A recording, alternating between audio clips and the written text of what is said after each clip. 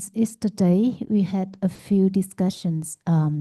Miss Hian has been practicing Vipassana in a meditation center in Myanmar. And so far, she said that she agrees that pariyati, intellectual understanding or knowledge, is necessary, but she thinks that the practice is inevitable or has to be there. Otherwise, we can never experience the truth. So now I will let you and Ms. Hian discuss together.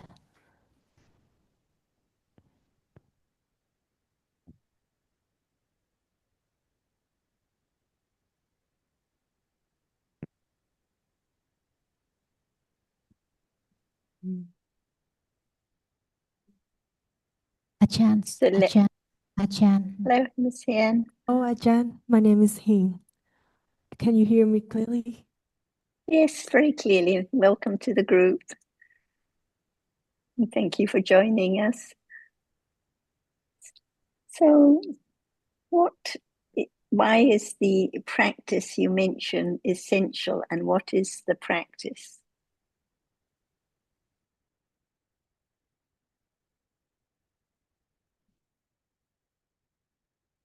Nghe bị nhỏ á Hải ạ.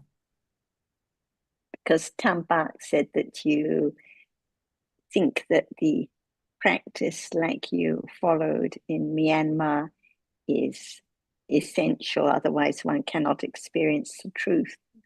So what is the practice and why is it essential?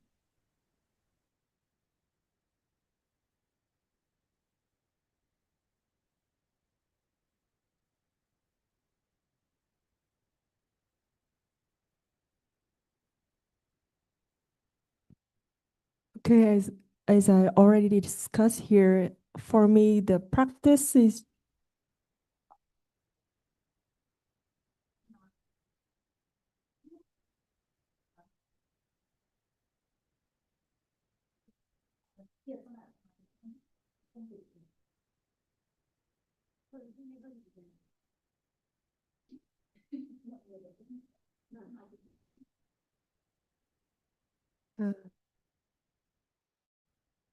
Dạ thì như con cũng có chia sẻ với mọi người trong nhóm nhỏ ở nhà ở đây là con là một người thực hành.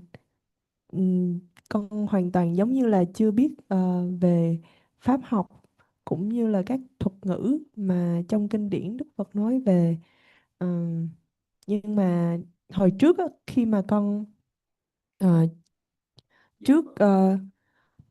thời gian trước lúc thực hành thì con nghĩ là pháp học không hề quan trọng và chỉ có sự thực hành mới ừm, đưa đến sự giác ngộ những chân lý Đức Phật đã từng đi qua.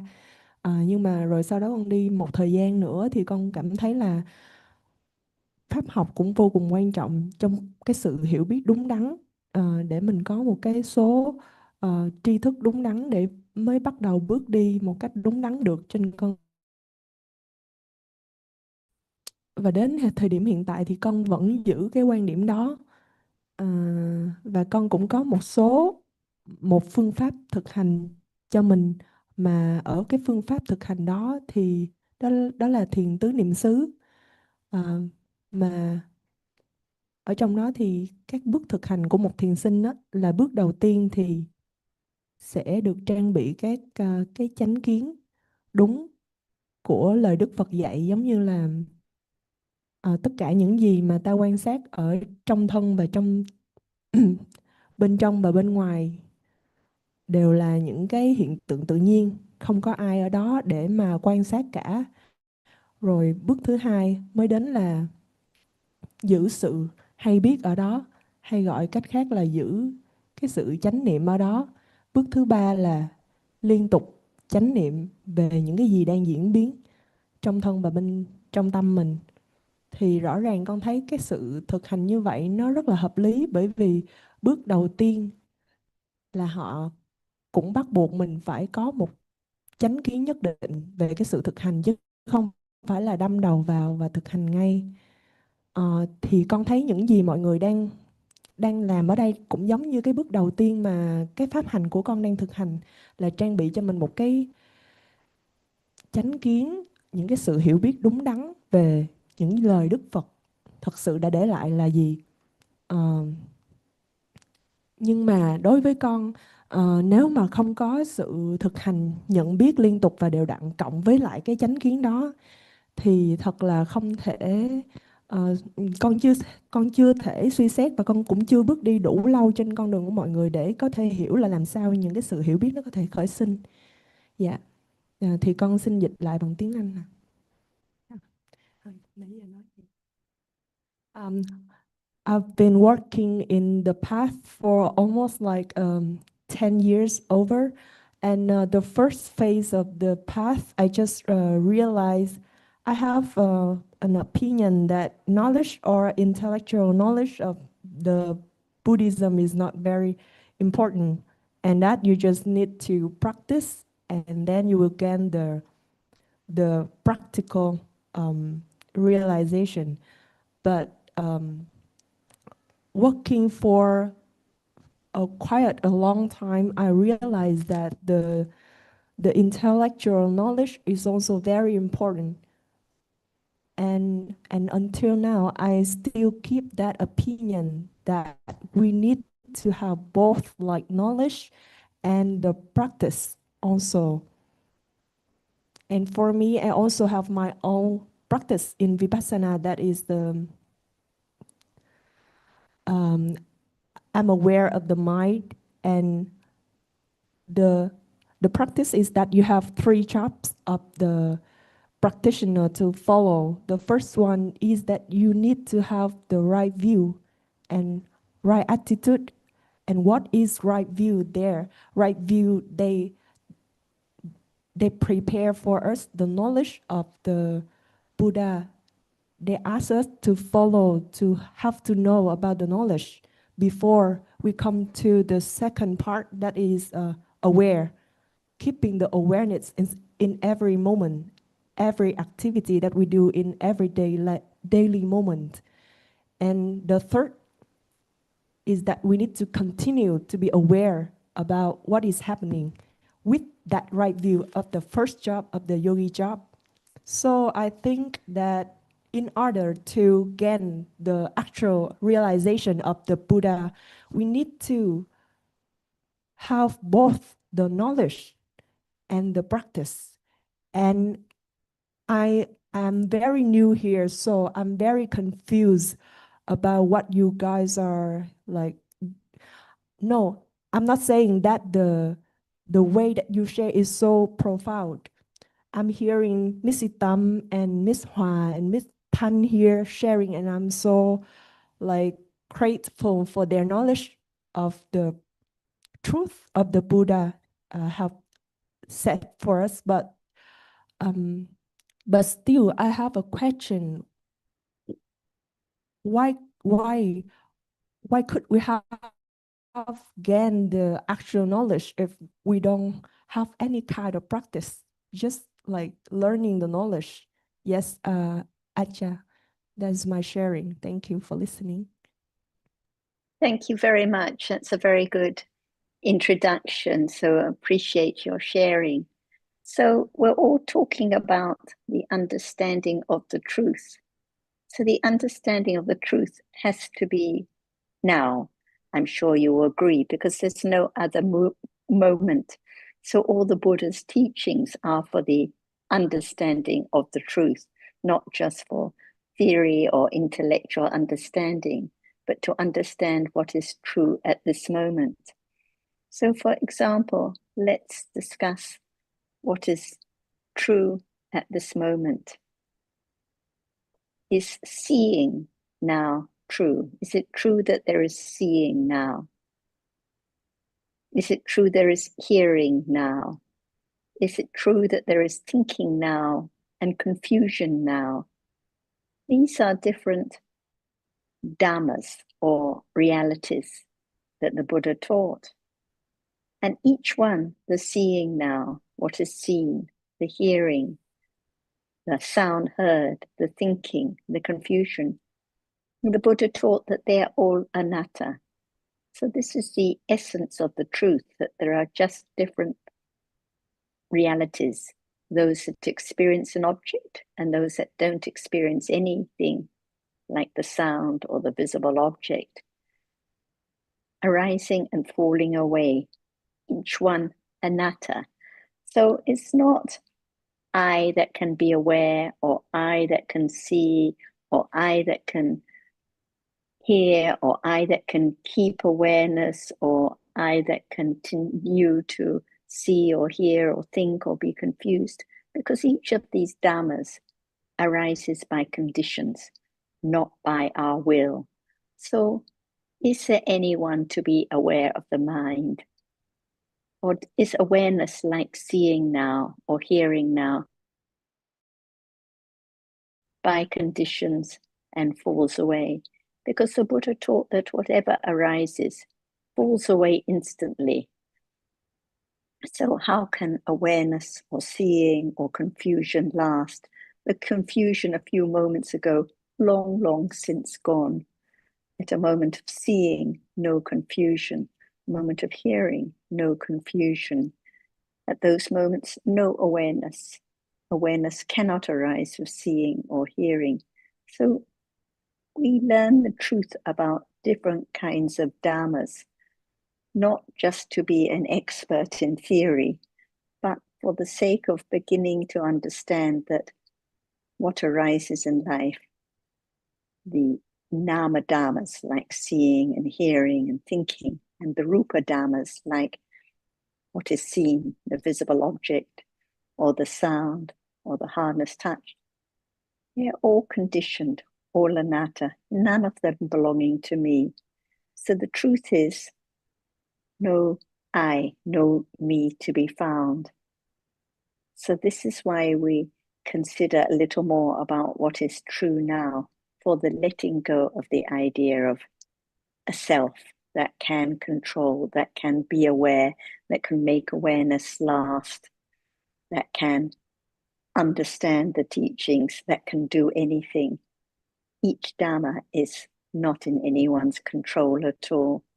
No one can make awareness last. No one can practice or do anything. But the understanding and awareness can begin to develop when there is the careful considering of the truth now. Does this make sense to you a little more here, Miss Yin?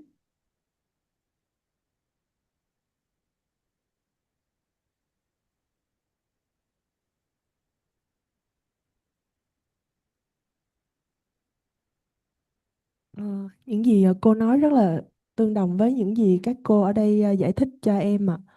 What you said very similar to what the teachers here discussed with me 2 days. So Can is it true that there is no one that can continue to be aware, no I that can study, no I that can be aware, because the seeing now, it arises by its conditions, not I that makes seeing arise. Can you choose what to hear at this moment? Can you choose to be aware of hardness now or any reality? Or are these dhammas conditioned, arising by different conditions?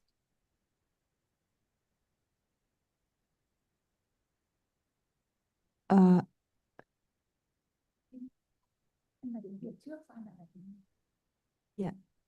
dạ, con cũng đồng ý là không có một ai ở đó để thực hiện, để có thể quyết định được là có thể thấy, có thể nghe cái gì đó hay không. Nhưng mà con vẫn thấy có một cái lực nào đó để dù để để có để có thể vun bồi những cái tâm thiện hay là bất thiện, một cái lực gì đó. Con không biết là trong pháp học mọi người dùng từ gì, nhưng mà con vẫn biết là có một cái xu hướng lực nào đó để một người có thể trở thành thiện, hoặc là rất bất thiện, hoặc là rất thiện chứ nhỉ. I think there's nobody there actually according to what I know, there's nobody to do the act of seeing or hearing or listening, but I still feel that there is a force, a power that makes someone that can lead one to very wholesome direction or very unwholesome direction, depending on what they are cultivating in their mind. And who cultivates anything in the mind? Who understands? Who is aware?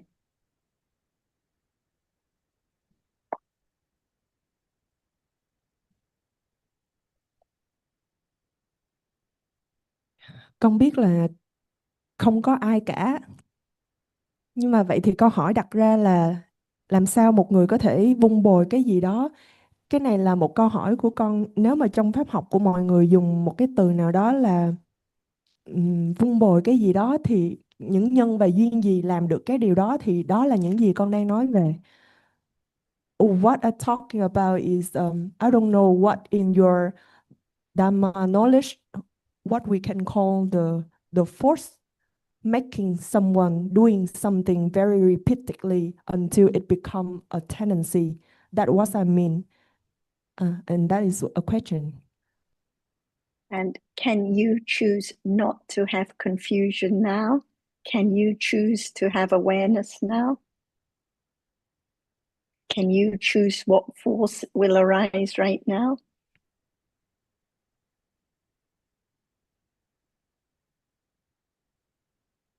Because the Buddha said, if you can choose, there will be happy feeling all day. There will be no sadness. There will be no confusion, no dismay.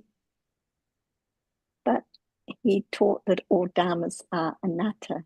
So no one can stop unpleasant feeling. No one can stop confusion. No one can stop disturbance. No one can choose what is going to be seen at this moment.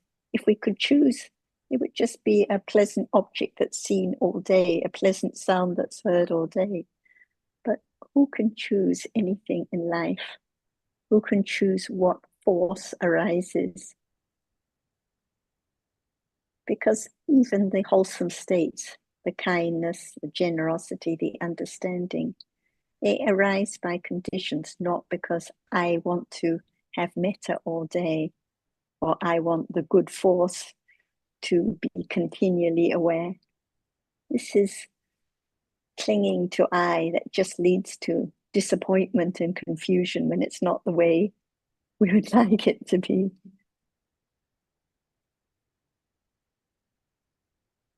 I think Jonathan would wish to add more.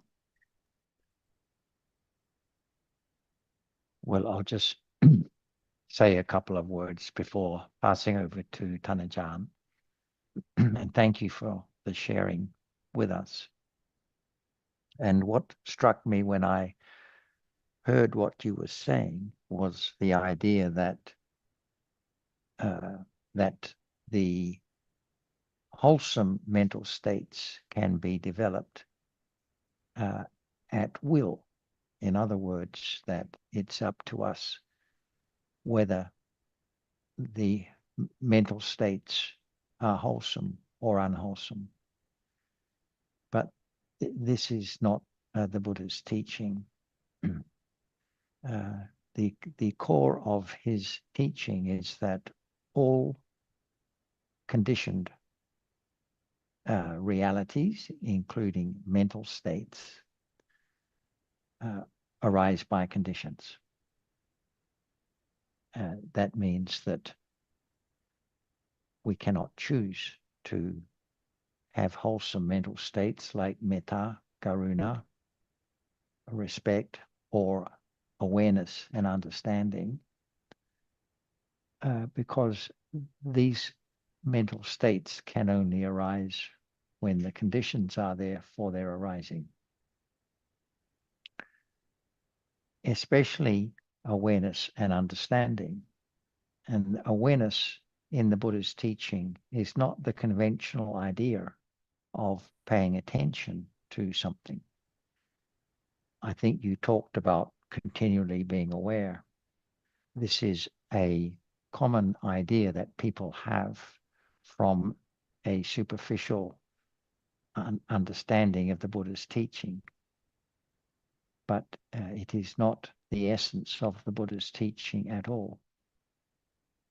So to take an example, in our daily life, there may be some moments of kusala, wholesomeness, like generosity or helping someone or politeness, etc., arising from time to time, just by conditions, just naturally, because that is the way our accumulated tendencies happen to fall at the time. But if we try to replicate those wholesome mental states by trying to practice being generous or practice having loving kindness, this is a different situation altogether. It's not the natural arising of kusala by conditions.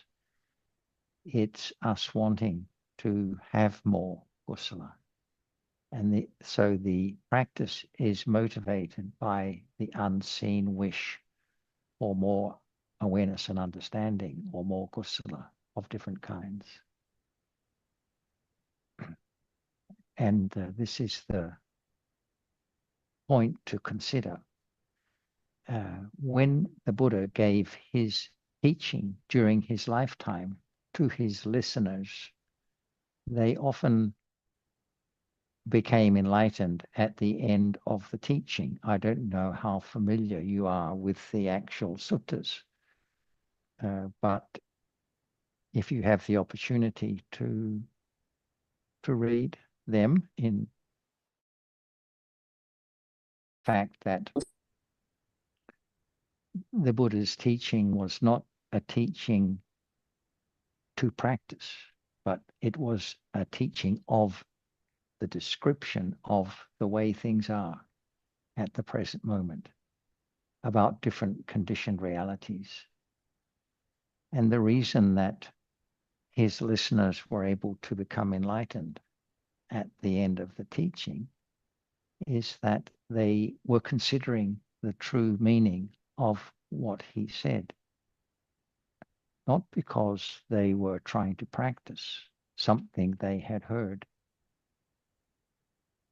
And in none of those teachings did the Buddha tell his listeners to, having listened, to then go off and practice what they'd heard. That was not part of his teaching at all. So I can understand why you explained your interest in practice the way you did, because it's a widely held view among people who are interested in Dhamma. But here we consider the true meaning of the Buddha's teaching, and we must appreciate that it's not a case of trying to do, but a case of listening carefully and considering carefully the Buddha's description of the present moment reality, with the understanding that what the Buddha is describing is something about the present moment. So it's not just gaining knowledge of the Buddha's teaching, it's gaining, it's relating his teaching to the present moment as one is considering, as it is being considered. And that's why it can be a condition for some awareness and understanding. It won't be continuous awareness. There isn't such a thing mentioned by the Buddha, as far as I'm aware. That's an idea among people who think that they should do something in order to develop understanding.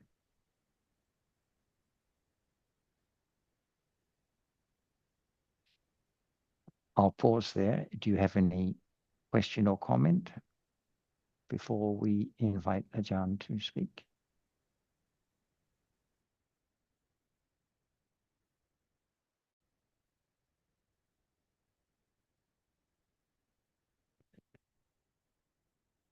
Cảm ơn hai thầy rất là nhiều. Em nghĩ em cũng không có chia sẻ gì hơn ở đây. I think I don't have anything more to say. Thank you very much for your sharing, both of you. Ajahn, would you like to say some words now? Thank you. Yes. Is there anything now that Buddha taught about? The word of the Buddha. Is there anything now that Buddha taught about?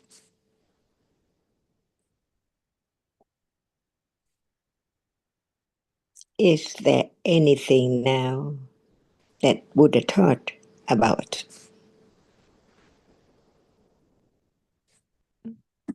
What did he do during 45 years? Did he say anything? What about his word? Is it still be understood now? Because it's just all about the truth. And that is the truth any moment. What is there? Is that the teachings of the Buddha about what is there now? Or someone's idea about the word of the truth, but no careful considering. The truth is the truth. If it's not true, no need to talk about it. But what is there in life? What is real and what is true? And what is the truth of what is there right now? Did Buddha say anything about this moment? Or what did he say?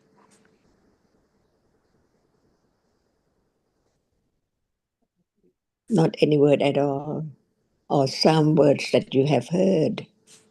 So we can talk about that. Any word, the Buddha's word. Dạ. Dạ.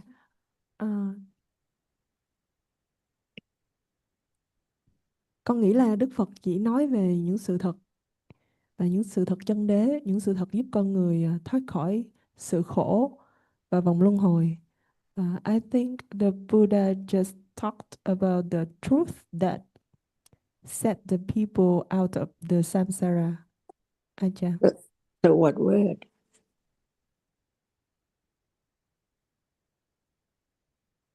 I think anicca, anatta. Okay. What is anicca? What's the meaning of anicca?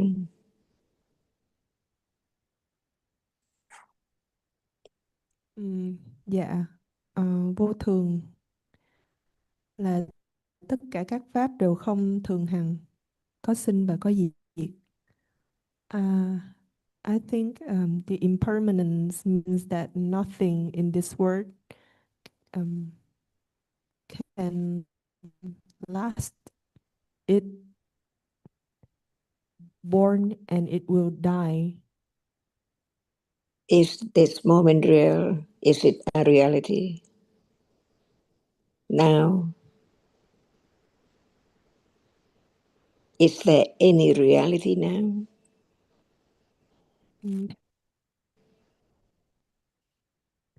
Theo con là có. Yes. What is it? A reality. What is real? Nó là tất cả. Nó là cái mà tâm đang cảm nhận được ngay giờ phút hiện tại. I think that's the experience that the mind interact with right at the present moment. Is that thinking?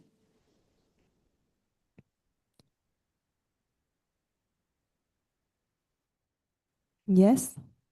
What is thinking? What thinks? There is thinking, but what is it? What is thinking?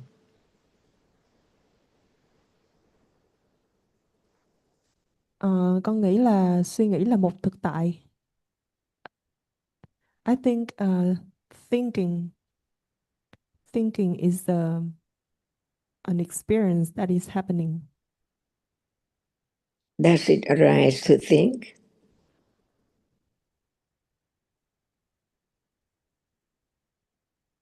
Not to see, not to hear, but thinking. Dạ đúng, nhiệm vụ của suy là chỉ để suy nghĩ. I think the function of thinking is just think. But what is it? It's real, is it? Thinking is real. Dạ nó là thực. Yes, it is real. Can it see? Dạ không, I don't think so. So can seeing think?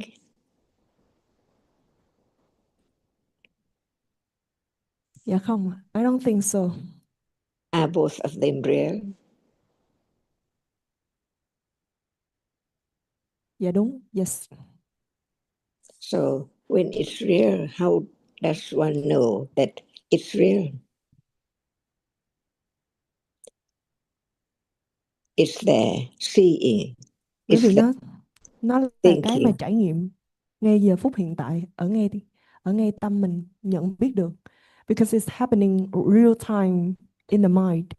That is the mind. What do you mean in the mind? I mean, the mind is the thing that makes us experience what is happening at the present moment. Bởi vì con nghĩ tâm là cái mà để giúp cho chúng ta có thể trải nghiệm được những cái mà chúng ta đang trải nghiệm ngay giờ phút hiện tại. Can the mind see?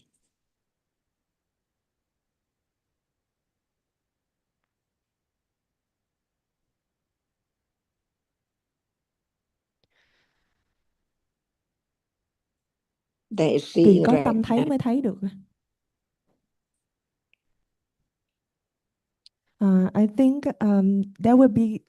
there have to be an attention mind put into what we are seeing so that enable us to see. Is that your words or the Because Buddha's word?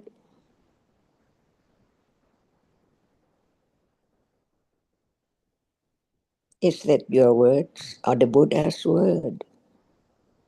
cái con nghĩ, that's what I think.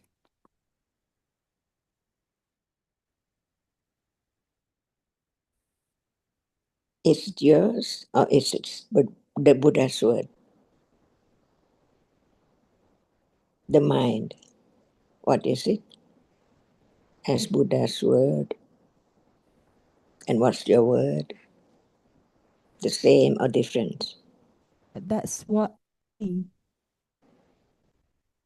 Is their mind now?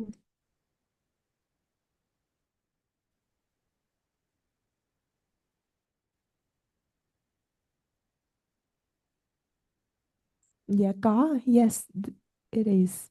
What is it now?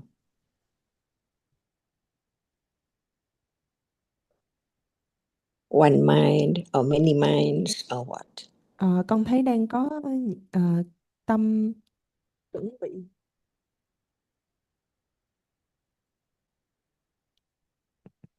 It's so clear because it's now, it's there. It can be known. We don't talk about nothing, but we talk about this moment. Now, just now, what is there? Is there mind?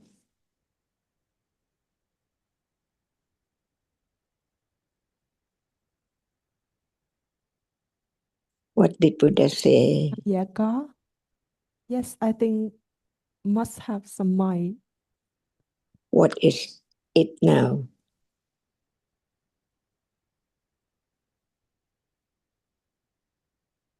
Does it see?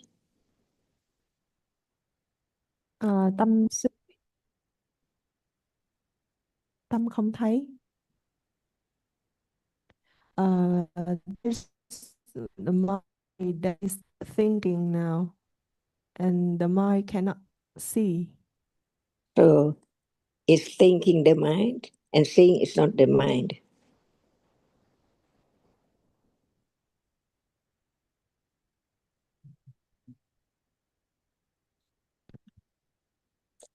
Sure. Okay, please.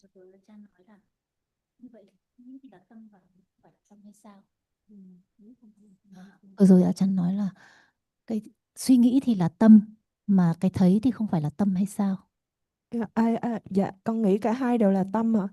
I think thinking is the mind and seeing is also the mind. Why are they different? Because the mind cannot think, Con or the thấy mind nó can khác think? nhau ở chức năng. I think it is different because it's function.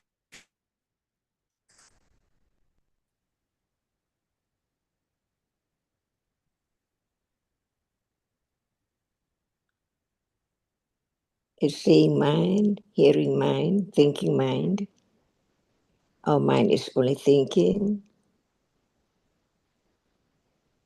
What is it? Seeing, hearing?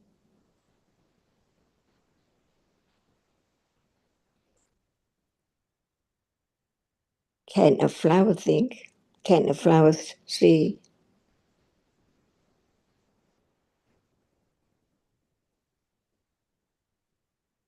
Can a flower touch anything? Không ạ.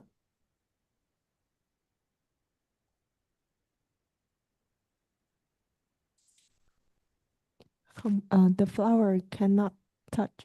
Why not? Why not? See. Because I think it doesn't have a mind. So, what is it? It's not the mind. What is it? Is it real?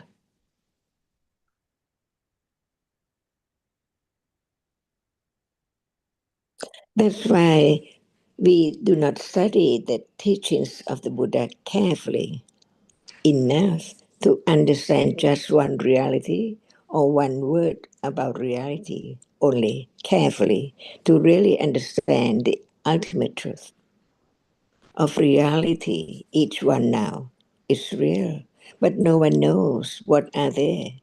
Seeing sees. What is seen is not anyone, anything at all. It's only that which can be seen. Is this the teachings of the Buddha?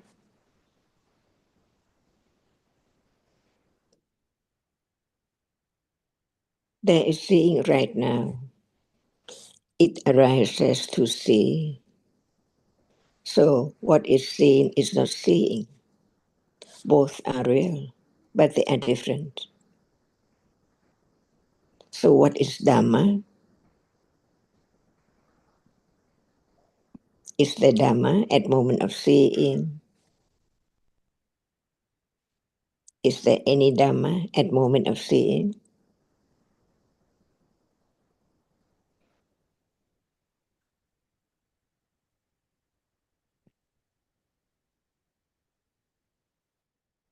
So no Dạ understanding. có. I think yes. What Dhamma is there at moment of seeing?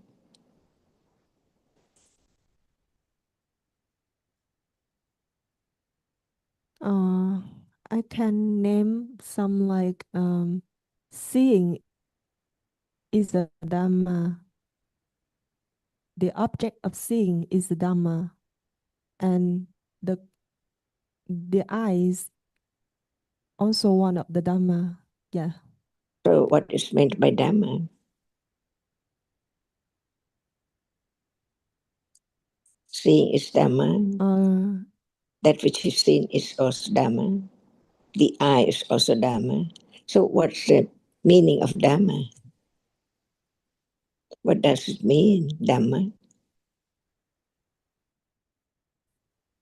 Not just seeing is Theo con Dhamma. biết, theo con hiểu thì Dhamma pháp có nghĩa là tất cả những sự vật sự việc diễn ra, bao trùm khắp đều là pháp. According to what I know, the Dhamma is everything in us and out of us. It's colored Dhamma. It smell Dhamma.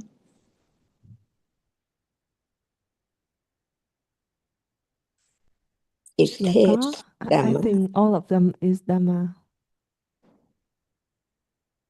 It smell Dhamma. Dạ có. Yes. Can it experience anything?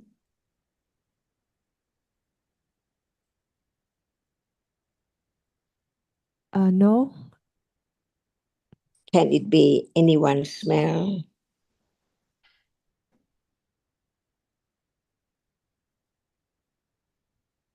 Dạ không ạ. No, there's nobody. Does it arise?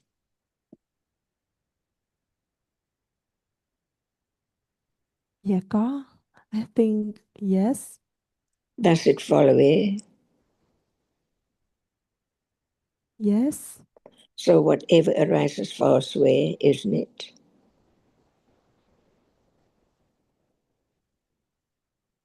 Dạ đúng. Yes. Now what falls away?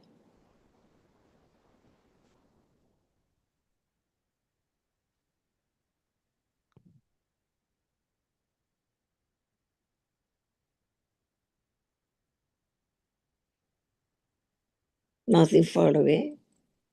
Oh, what is now falling away? Pass away.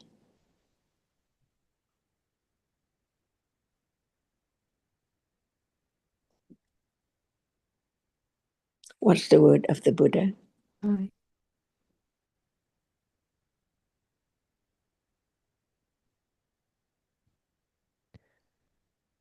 I think you can deliberate more on this. It's the only way to understand the great virtues of the Buddha. Otherwise, no understanding who's the Buddha and what's the Buddha at all.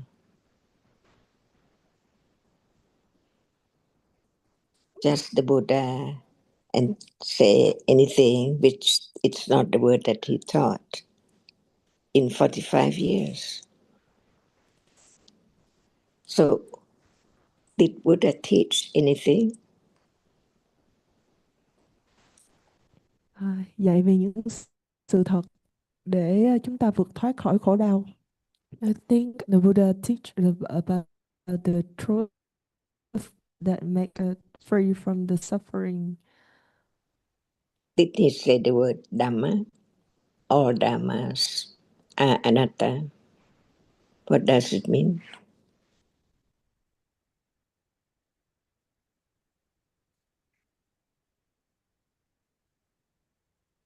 All Dhammas. Điều đó có nghĩa là không có bất cứ.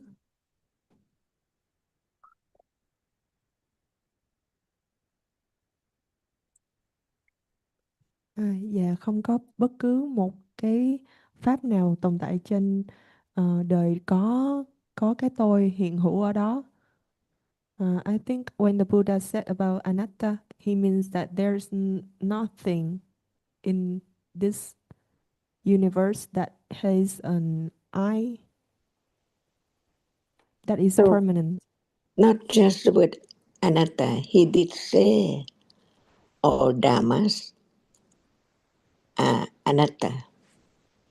Dhammas, not just no Dhamma, just there is only anatta, but all Dhammas are anatta. All all is all. So is there anything now?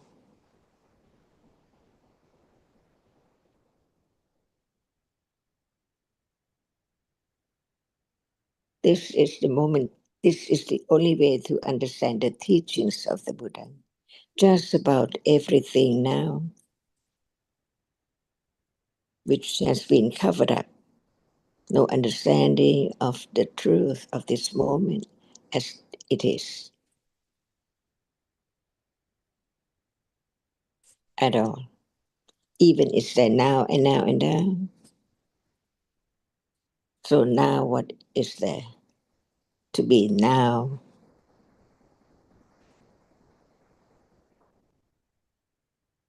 Otherwise, it's not learning Dhamma, the teachings of the enlightenment about all Dhammas. Whatever is real is Dhamma. Whatever is real is Dhamma. And why it's known as it's real? Because it has its characteristic to be known or to be experienced. For example, there is seeing right now. Who could say seeing is not real? So what is real? If seeing, at moment of seeing is not real. So seeing used to be I or someone see, but in truth, seeing is just a reality which experiences that which is seen. No matter what we say, color or visible object, no matter what darkness or light, whatever is seen, blue or red, they are all seen. At moment of seeing, just at moment of seeing only. So listen carefully to the teachings of the Buddha about whatever is real now, each moment. It's not far away, but there's no understanding of the truth of it at all. That's why who can understand that seeing is so close, just at the eye base. It's the arising, experiencing only that which impinges on the eye base, and then all gone. Never lasts. Anicca, whatever arises falls away. Dukkha, usually when there's no understanding that it's not there anymore, there is clinging instantly to what is there as it seems to be theirs. For example, right now, what is seen? It seems that it's seen all the time, but in truth, just in a moment. How deep it is, how true it is, how subtle it is there in life so close now, but it's not known until the enlightenment of the Buddha, who developed quite great parami, years and years, uncountable years, just to experience, to realize the nature of seeing and everything as it is. No need to go somewhere to try to know something, but what is there right now is so close. No need to go far away from this moment to understand the truth. The truth is just right now. So what is real is Dhamma. Why is Dhamma? It's not anyone. It's not anything. It is just as it is.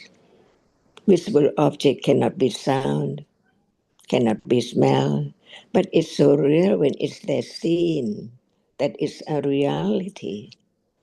It cannot be something or someone at all.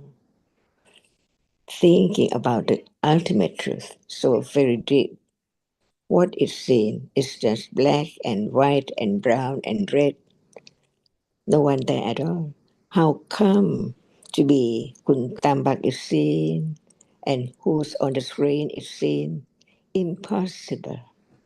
No one there at all. At all. As soon as there is seeing, what is seen cannot be anyone at all. Is it true? Are these words the word of the Buddha, the enlightened one? Enlightened to the moment of seeing is conditioned. Otherwise, seeing cannot arise. There must be the eye base or the eye sense, a special rupa or reality, that only that which is seen now impinge on it. Condition seeing to arise to see it at the eye base and then gone instantly, because it's conditioned to arise to see. So as soon as seeing ceases, it's gone. Anicca, dukkha, anatta. So no matter what is there arising, falls away instantly. The first Dhamma of the 3 rounds of the Four Noble Truths. The first truth is right now. There is not only seeing, there is hearing as well. Different moment, not the same moment at all. All are gone. Whatever arises in a moment, just one moment, gone, it conditioned the next moment by so many different conditions that Buddha taught. For example, hearing, it needs the ear base, not the eye base. And that which is heard now is the only reality which impinges on the ear base. And there are so many conditions to condition hearing to arise to see. The object which sometimes is pleasant and sometimes is unpleasant. By condition, why not all pleasant sound be heard every moment? Or by conditions, begin to understand who's the Buddha. Each word just about the truth of what is there unknown before hearing his words about the truth. So is it true? Begin to understand the truth of the true reality which is there right now, from moment to moment. Did Buddha teach about this? What are there in life from birth to death? To be known that in truth, there can never be anything or anyone, because what is there is not permanent at all. Just arise and falls away. Is it true?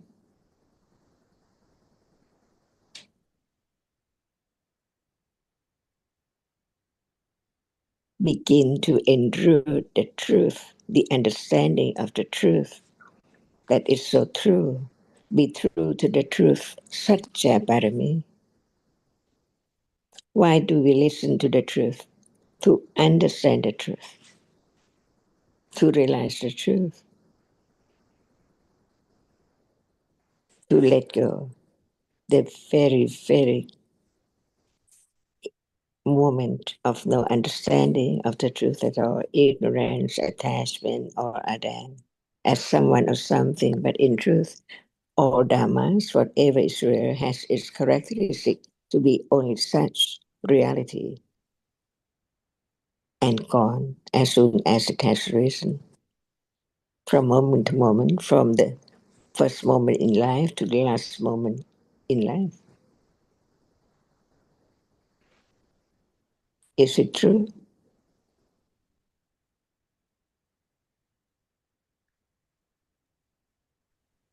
So to bring this all back to some of your comments, Miss Hien, when you said nothing in the world can last, and this is anicca, what the Buddha said is all conditioned dhammas, sabbe sankhara anicca.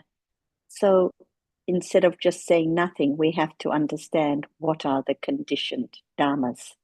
This is why we talk about seeing now, what is seen now, hearing, sound, thinking, because these are all conditioned dhammas. Awareness is a conditioned dhamma. Understanding is a conditioned dhamma. Each one arises and falls away. Nothing can be made to last.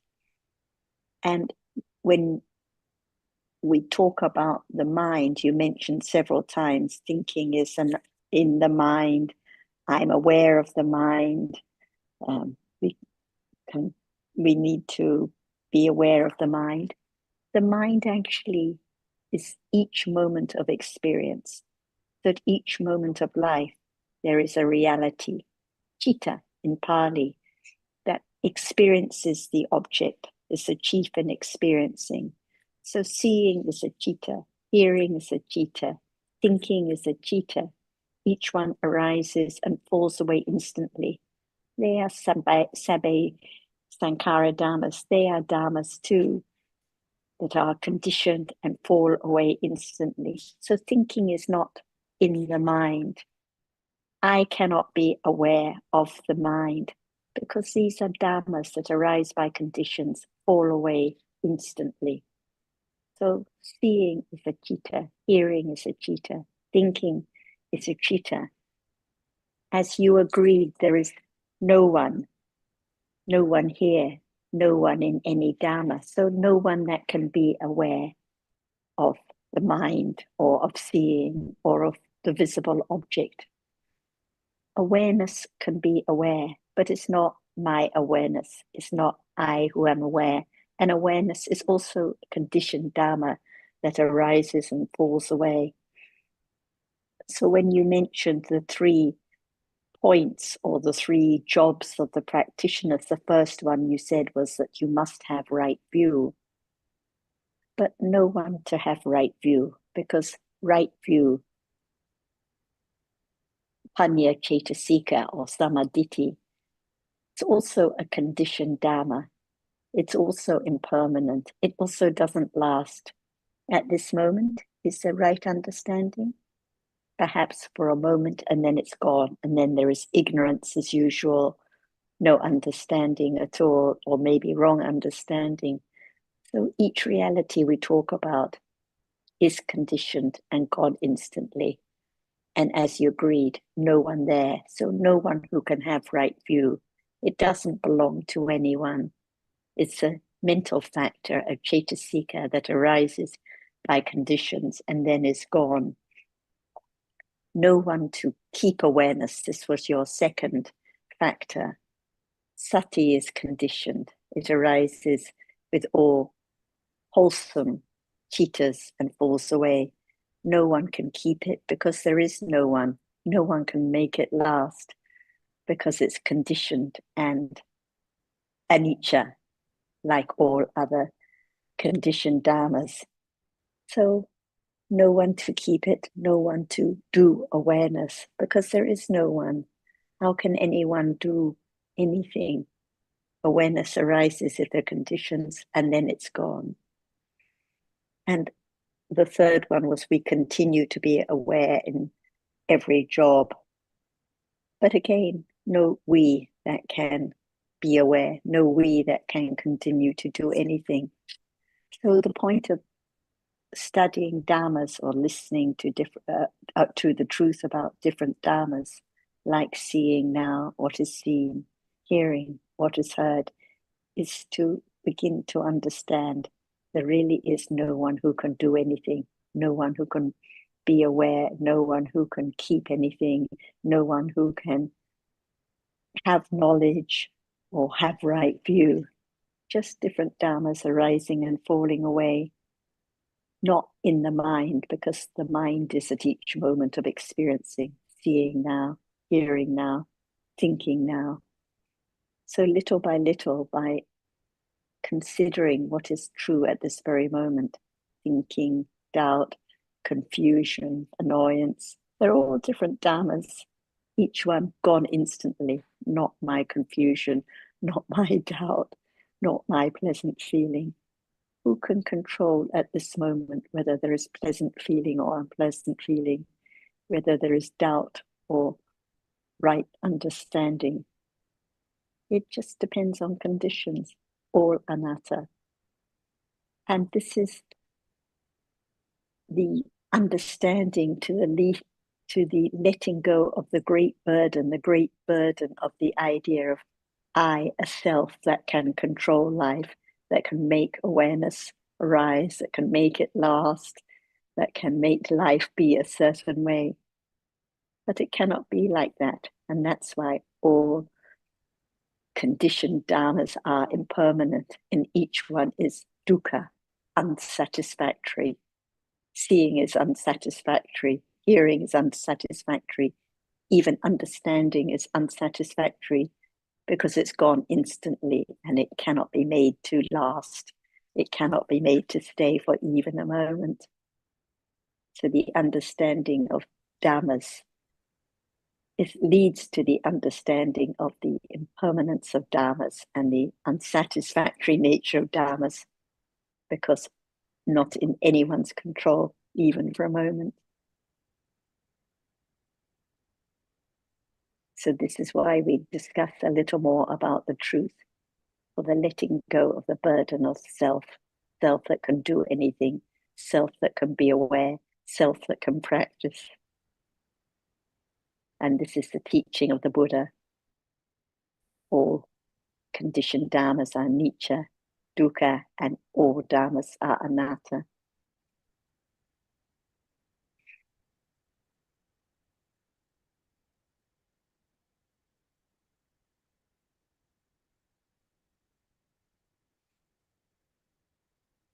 I'm sure the discussion is helpful for others, and many others have similar understanding to yours. So perhaps others may like to join into Mr. Zhao is nodding his head. Would you like to add any comments, Mr. Zhao?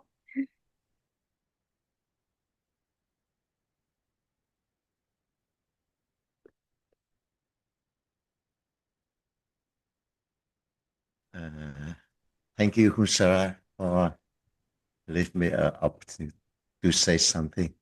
And I would like to say by Vietnamese first. Can I? Go ahead. Rất là thích khi nghe được những cái lời suy xét về Pháp một cách rất là nghiêm túc và cẩn thận và rất là sâu sắc của bạn Hiền. Thật sự đấy là tôi lắng nghe và tôi rất là cảm kích. Một cái câu nói của Ajahn Suchin mà tôi vẫn tâm đắc đến giờ này. Tức là từng chút một thôi. Và hôm nay chúng ta có cái duyên lành gặp được Ajahn Suchin, gặp được cô Sarah, gặp được bác John và các bạn Dhamma Home ở đây. Và chúng ta không có thể nói ngay lập tức là chúng ta hiểu những cái gì về chúng ta đang làm để có thể đi đến giác ngộ, mà chúng ta chỉ có thể hiểu từng tí một thôi. Và cái câu đó đến giờ tôi vẫn tâm đắc. Nếu cái duyên lành này và với cái cách suy xét của bạn rất là cẩn thận, rất là nghiêm túc, thì tôi nghĩ những cái duyên này sẽ giúp chúng ta trên con đường tìm đến đích tới, tức là buông bỏ tất cả những gánh nặng do tham sân si và đưa chúng ta đến giác ngộ. Yes, first of all, I really appreciate about our new Dhamma friend Kun Hiền. She have carefully consider about the Dhamma. And today we have the opportunity to hear from Ajahn Suchin, from Kun Sarah, from Kun Jonathan, and our Dhamma friend from Vietnam Dhamma Home. And I really appreciate about the Ajahn Suchin said about the truth. And I really appreciate about the sentence Ajahn Suchin said, little by little, or by Thai language, tyranny. Từng chút. Tiếng Việt là từng chút một thôi. Tức là, and we cannot try to understand the reality at this moment right now by will, by trying, but by understanding little by little.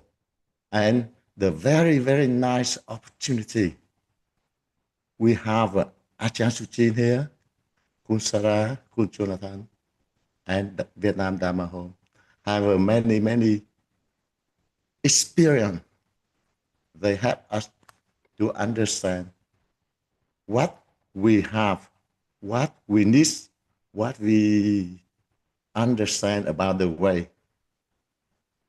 And the last I just want to say is little by little, not urgent.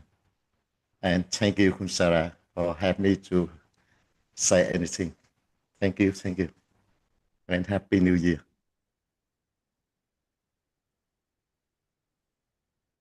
Thanks, Sal. And Miss Hien, do you have any further comments you'd like to add? Dạ con cảm ơn rất nhiều cô Sarah và anh Giao đã chia sẻ. Mọi người rất là nhiệt huyết ạ. And thank you for your sincere and your effort to share with me. It's very pleasant to hear from you, Miss Sarah and anh Giao. Yes. You're surrounded by many good friends, and most people here have had similar experiences and similar understandings. So everyone would like to assist and share to let go of the burden of the idea of I and control and being continually aware. But as Sal says, little by little. So thank you for joining us. Keep listening, keep considering, keep questioning.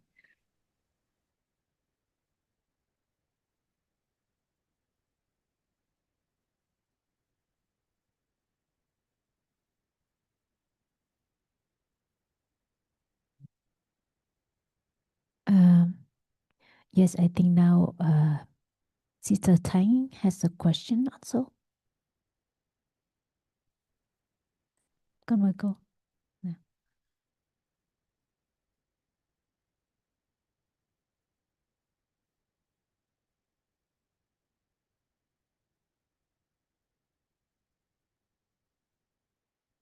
Dạ, con kính chào A Chan, ông bà Chon Sarah và tất cả mọi người. Thì nhân cái dịp câu hỏi của bạn Hiền thì có nhắc tới bài kinh tứ niệm xứ, thì con cũng muốn tìm hiểu thêm về bài kinh tứ niệm xứ là Đức Phật đang mô tả về và dạy với những cái tính chất của Pháp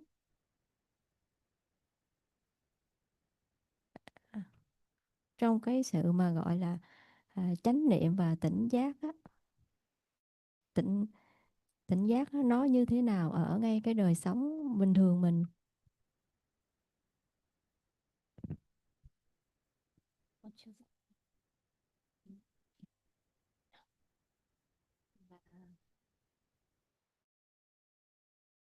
Ý ta muốn hỏi cái bài kinh đó thì chỉ về cái tính chất mà hay nói là chánh niệm và tỉnh giác á, thì mình có thể hiểu được là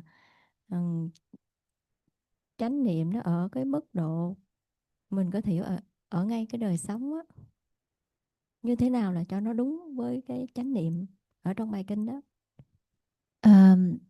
In her comments, Ms. Hiền mentioned the four Satipatthana Sutta. So Sister Tang would like to clarify more about the meaning of Sati Sampajana in daily life. What is the Sati Sampajana in daily life? Thank you. It's a good question. So sati is awareness. So at any moment of wholesomeness, at any moments of kindness or generosity, paying respect or understanding now, sati arises. But it's just for a moment. It falls away instantly. Sometimes sati is accompanied by understanding, and sometimes it's not. For example, now at a moment of kindness or friendliness, sati is there. Understanding may be there, but maybe not. We all have friends and family who show kindness at many moments during the day, but not necessarily any understanding about the truth at all. So sati is there at those moments, not by anyone's will, not by making it arise, but naturally, at home, at school, in the street, when there are opportunities to give, to share, to be friendly, for example. At moments of awareness of a reality, no matter whether it is conceptual awareness, like awareness of what is seen now or heard now, by considering or by directly, if it has been developed, right understanding must be there at those moments.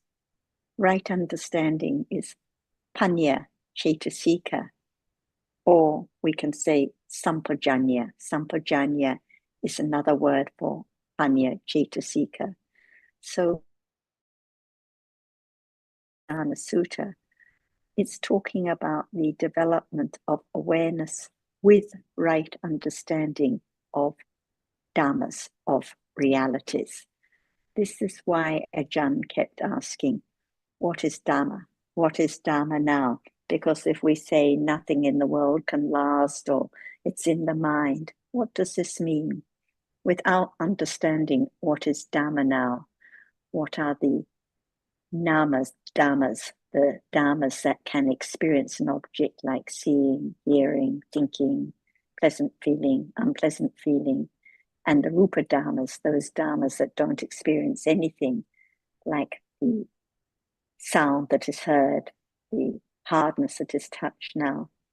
Without understanding these different dhammas as dhammas, not I, not me, not in the mind, there cannot be any sati sampajanya. So sati sampajanya, awareness and understanding, develop when there is the right considering about the truth of life now, as taught by the Buddha. When Ajahn kept asking, what did the Buddha teach? He didn't just talk about everything and nothing and in the mind. He taught about different dhammas, seeing right now, which sees what is visible. And this is daily life now, no matter in the market, in the temple, in a Zoom discussion, at home.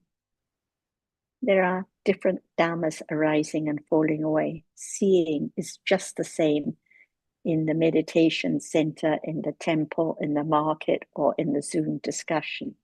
Hearing is just the same reality, no matter whether it's the hearing of the cat or the dog or the monk or the layperson. It's just hearing. This is why what the Buddha taught 2,500 years ago is exactly the same as the truth now.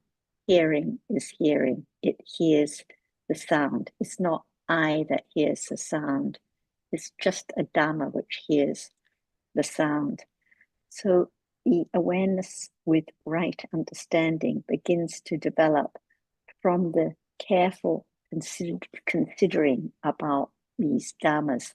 And it is the careful considering that conditions the bhavana, the development of right understanding with right awareness. We may think we've been on the path or following the right path for 10 years, 50 years, a whole lifetime, many lifetimes. But if there's no understanding and awareness of what is the truth now, what is Dhamma now, it's not the right path.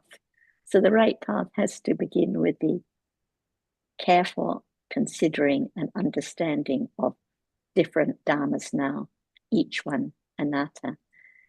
And this is not a matter of taking time aside, having an hour quietly to focus on different realities. Anytime, watching the TV, shopping in the market, seeing, this hearing, this thinking, different dhammas not in anyone's control at all. Pleasant feeling, unpleasant feeling. No one can choose.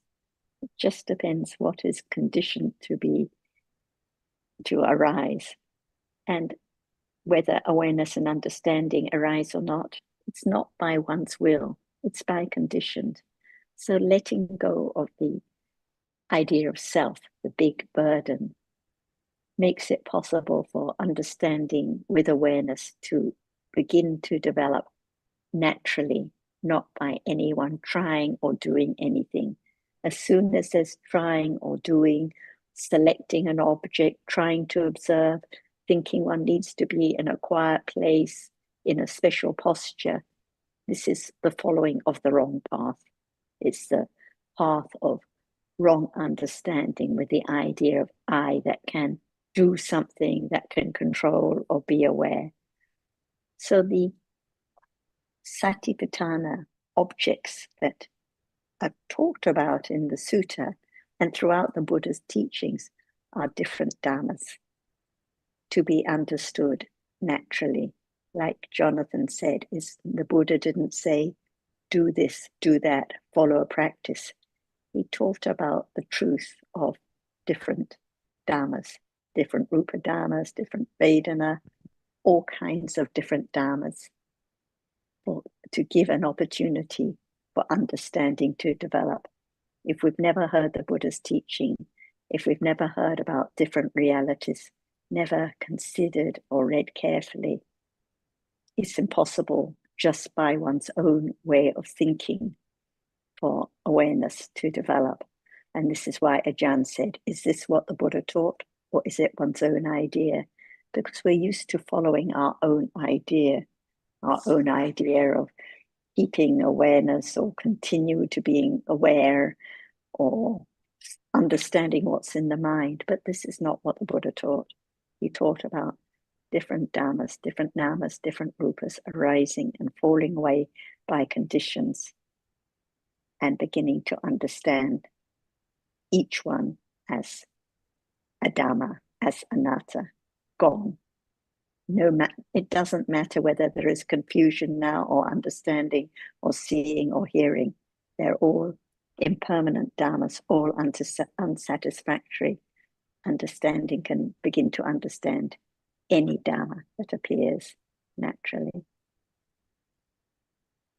Is that a little clearer, Sister Tang? Any comments or questions?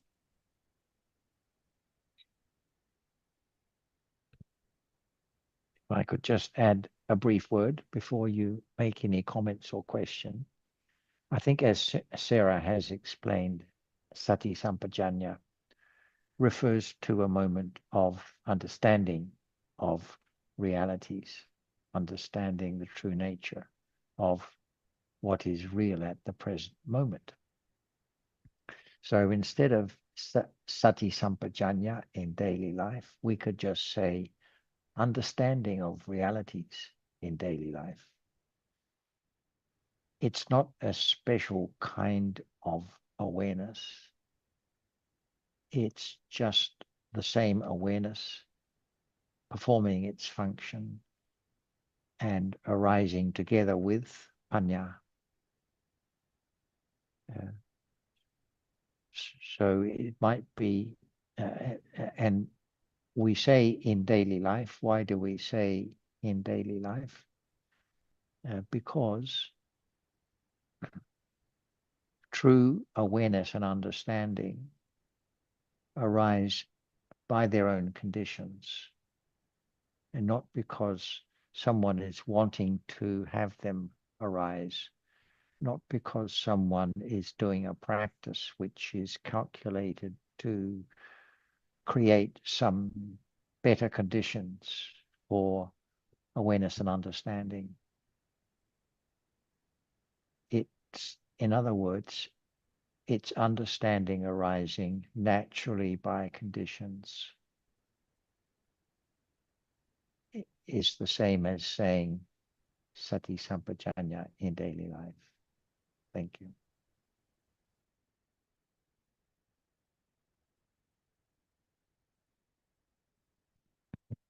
Vừa nãy cô Sarah có hỏi là cô có thấy rõ hơn không? Có điểm nào còn làm rõ hơn nữa không ạ?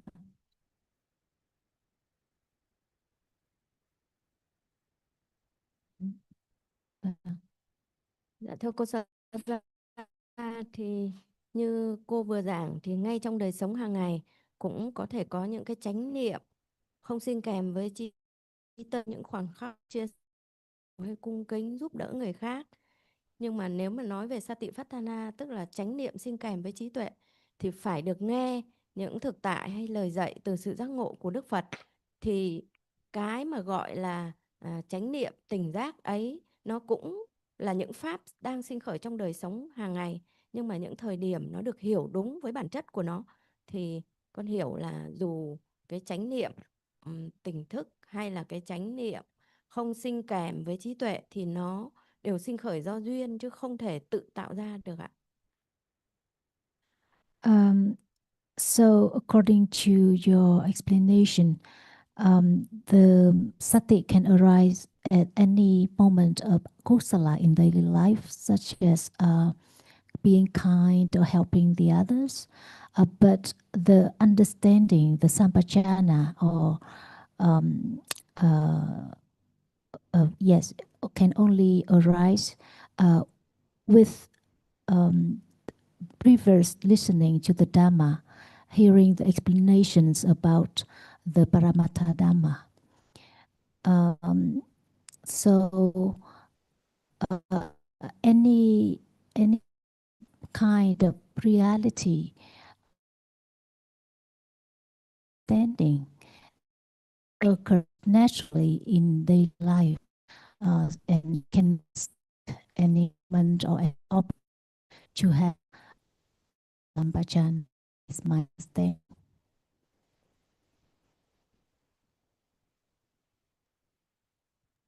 Without any selection, this is the main point. As soon as there's trying to be aware of seeing or thinking or pleasant feeling or arupa, this is not sampajanya, this is not right understanding.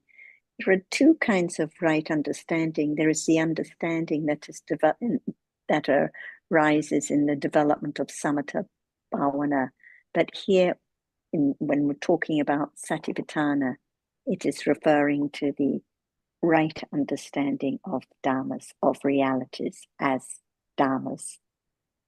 So, as you say, satya arises with all kusala citas, but when we're talking about sampajanya, sati sampajanya, in the context of the development of satipatthana, it is the right understanding and awareness of any reality. And as we said at the very beginning of the discussion, it has to begin with the pariyatti understanding, the careful considering about what the dhammas are. Otherwise, if we think we will just directly experience the truth but have no idea what the mind is, or there is the idea that I will have to do this or I will do that, then it's not the beginning of the pariyatti understanding that can condition the direct understanding, the patipatti understanding, or satipatthana. So when one thinks one would just like to have satipatthana by following a practice or selecting an object to be aware of, it's just wishful thinking. The understanding has to begin with understanding the truth about the different dhammas in daily life, so that there can be, as you mentioned, the natural development of awareness and understanding of any object appearing by conditions in daily life, no matter whether in the bathroom, brushing one's teeth, or eating one's food, or talking with friends. Any time is the right time, because there's only ever the present moment. Otherwise, it's such a burden if one thinks it can only be at special times or special objects, and I must do this and I must do that. This is not the teaching of the Buddha.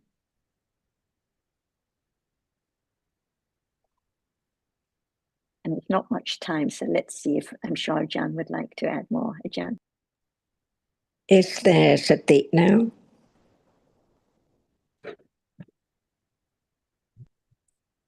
Is there sati now?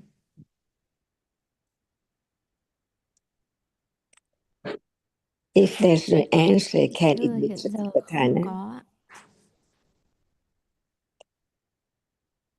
ạ. No, there's no sati. Sister Is there said. enough understanding of the truth of what is there now? Can there be sati? Patthana?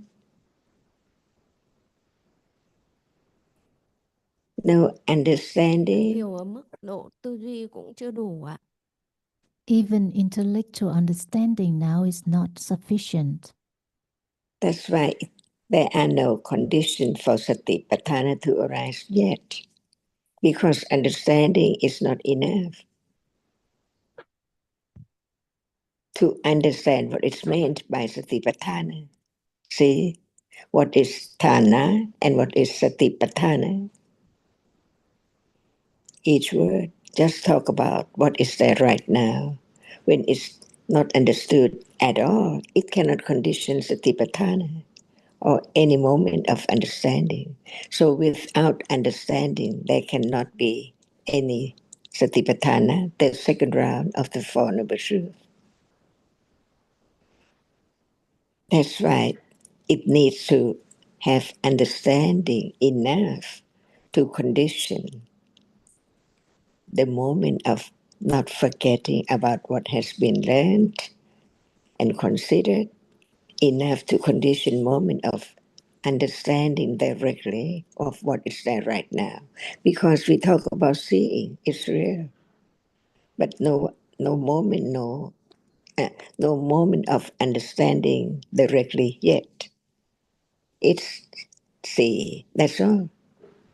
Not enough condition to directly understand the truth of it when it's there arising and falling away.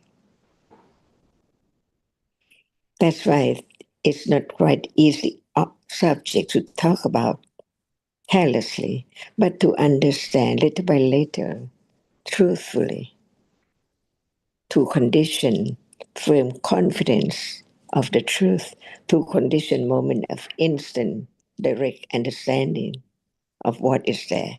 At that moment of directly understanding the truth of a reality, sati is there as satipatthana. The other moment right now, at moment of understanding the reality by hearing, considering, it is not satipatthana. But without sati, there cannot be any moment of understanding anything at all. So even understanding the word heard about the truth, sati is there with understanding. But it's not the level of directly understanding the true nature of the reality we are talking about. For example, right now, there is seeing. What is seeing? What is the truth of seeing? What is meant by the reality which has no shape, form, colors, smell at all, just arise to experience that which is seen. Only that, only a moment of seeing. Before seeing, there's no seeing, but there is the citta which experiences the object by adverting to the object which impinge on the eye base. But it does not see yet. It just adverts to the object which is there. See, that's why just understand only the word is not enough to condition satipatthana, to realize the truth, because there is understanding enough to understand the truth when sati is there. So now when it's not enough understanding of the truth, satipatthana, the direct moment of understanding with awareness, cannot arise yet. That's why learn little by little to have firm confidence of the truth of that which is so subtle that is not yet realized, and it cannot be realized instantly. It takes quite a long, long time to begin to understand that which has been covered up years and years ago. And it's time now. สวัสดีค่ะ Sawasdee ka, Jan.